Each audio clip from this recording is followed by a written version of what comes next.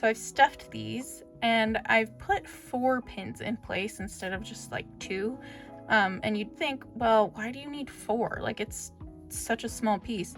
The reason is because I'm using these to sort of stretch this out a little bit, to make sure that I'm not sewing it like super pinched. I want it to be a nice circle that I'm sewing these.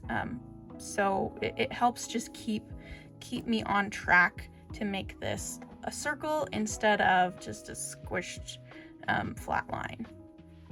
And the technique for this, it's like the same as for the ears. So I'm going to first sort of tack this down directly below where it's sitting. We're blending with this. We are blending, blending, blending.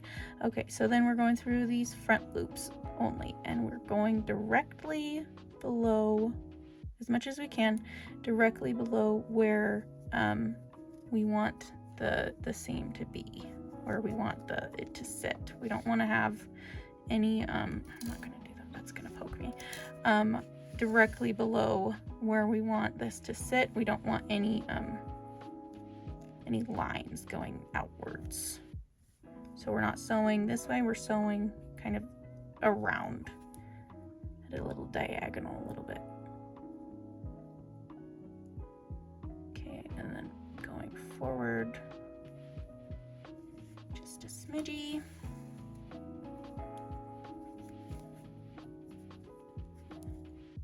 And then this helps too to have these there, because then I can pull it a little bit this way without like moving where I need to have it. Where I need to have it sit.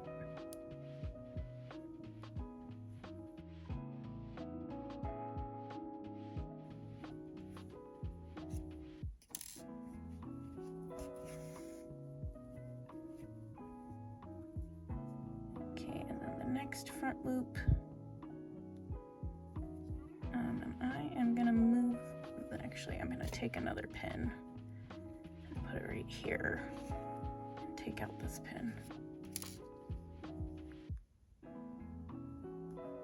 Going directly beneath that. So we're going through this front loop and then going over to, or beneath this front loop, this next one.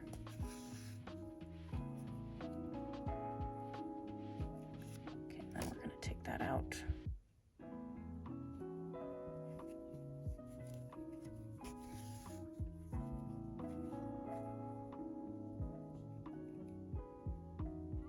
And I'm going this way.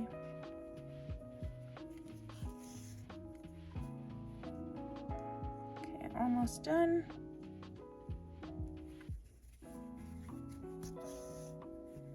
All right, that looks like we've sewn it down quite nicely.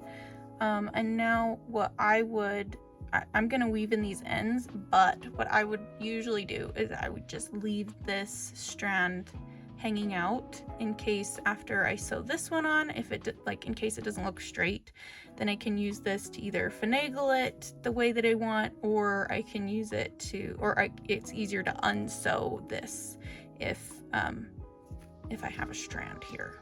So I'm gonna go ahead and weave this in.